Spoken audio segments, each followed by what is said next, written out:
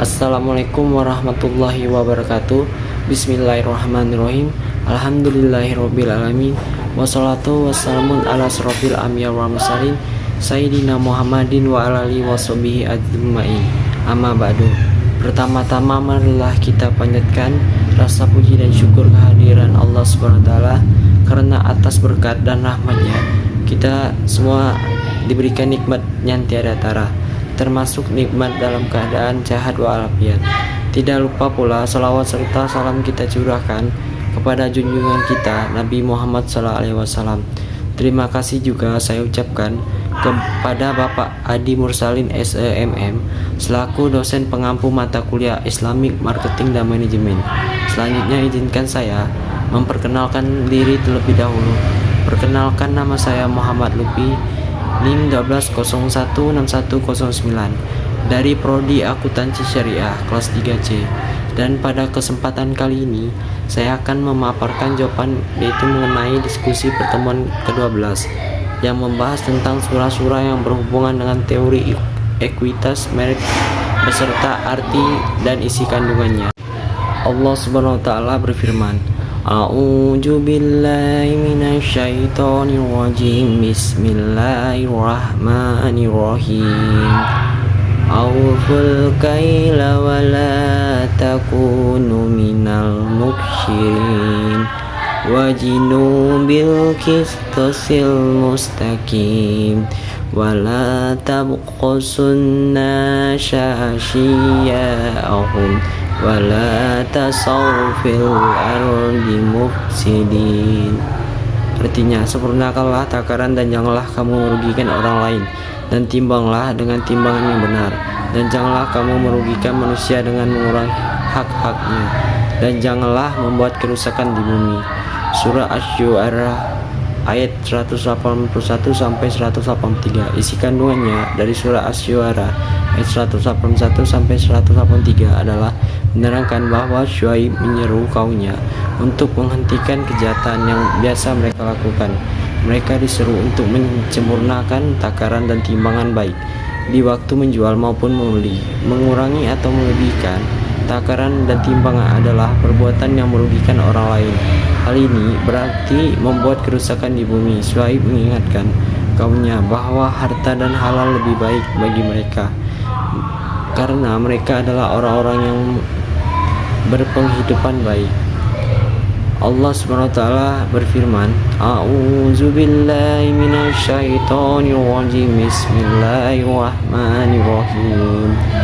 Wa 'allama Adamal asma'a kullaha summa araddahum 'alal malaikati faqala ambiuni bi asma'i haula'in kuntum shodiqin.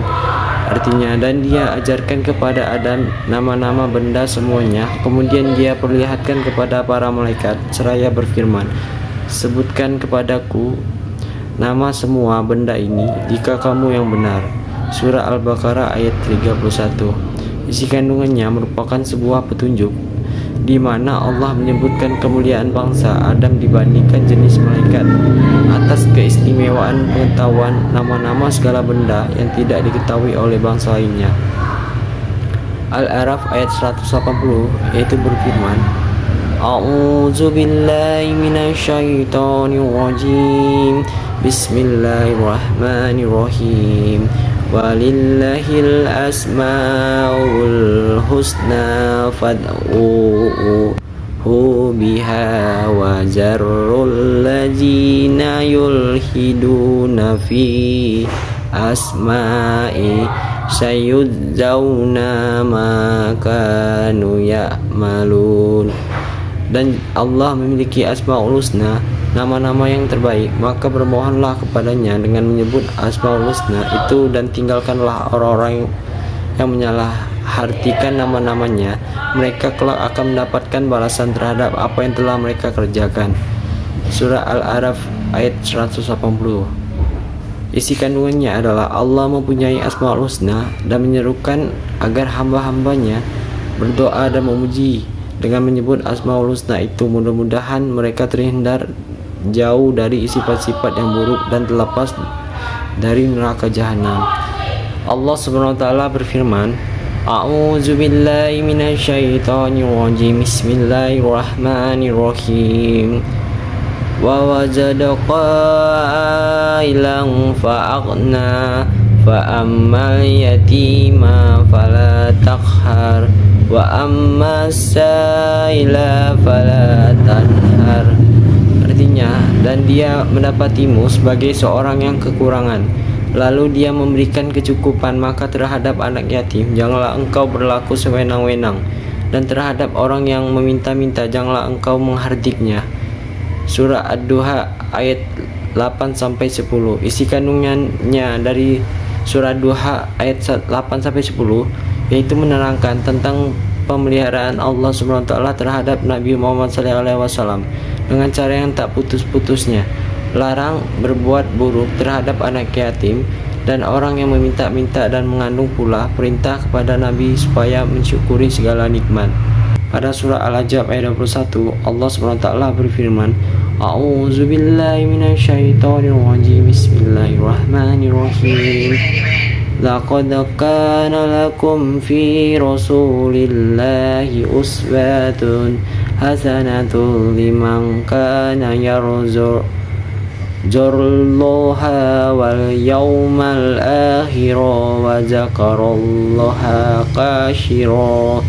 Artinya, sungguh telah ada pada diri Rasulullah itu suri teladan yang baik bagimu, yaitu bagi orang yang mengharap rahmat Allah dan kedatangan hari kiamat, dan yang banyak mengingat Allah.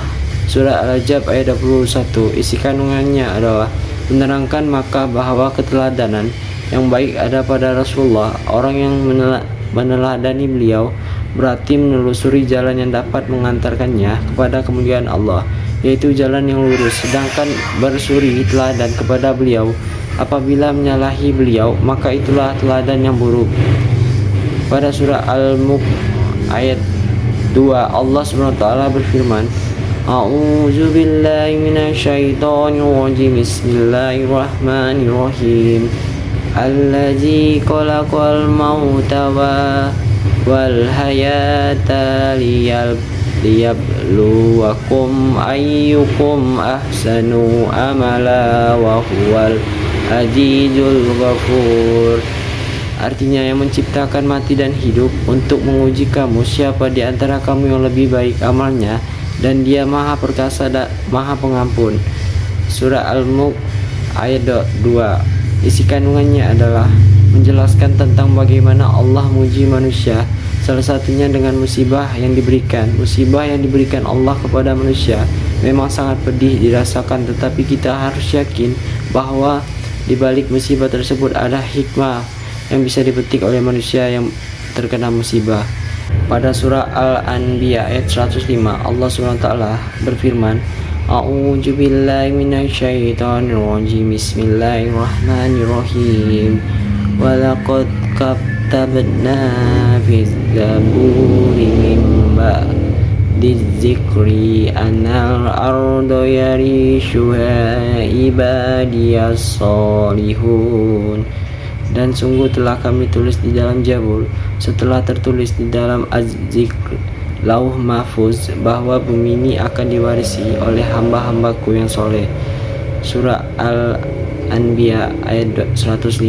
Isi kandungannya adalah Allah menerangkan ketetapannya tentang orang-orang yang mewarisi bumi, dan sungguh telah kami tulis sebagai suatu ketetapan di dalam Zabur yang diturunkan kepada Nabi Daud dan Sulaiman setelah tertulis di dalam Az-Zikr, yaitu di Lauh Mahfuz, bahwa bumi ini milikku dan akan diwarisi oleh hamba-hambaku yang soleh, yaitu sanggup mengelola bumi dan memakmurkannya, mengambil manfaat dari kekayaan alamnya, serta sanggup memimpin masyarakat dan membangunnya dengan mengikuti petunjukku.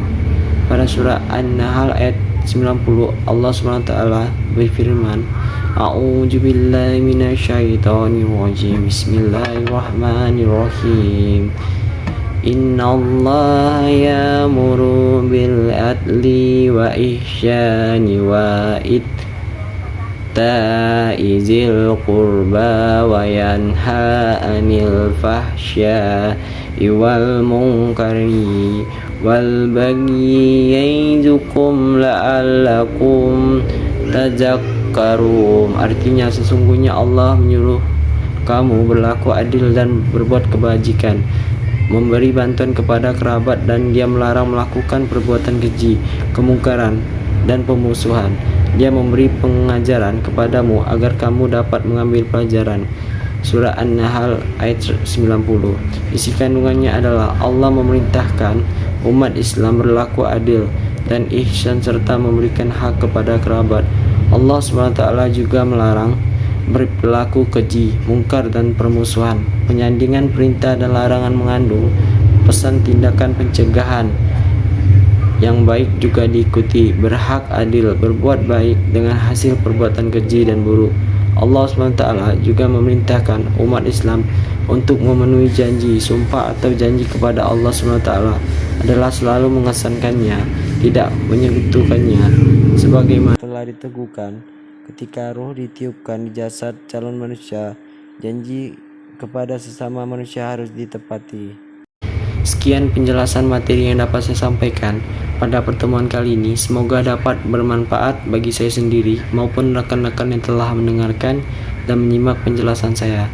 Mohon maaf jika terdapat banyak kekurangan dan kesalahan baik dalam penyampaian materi maupun lainnya, karena manusia adalah tempatnya salah dan khilaf. Terima kasih atas perhatiannya. Sampai jumpa pada pertemuan selanjutnya. Saya akhiri kata wabillahi taufik wal hidayah. Wassalamualaikum warahmatullahi wabarakatuh.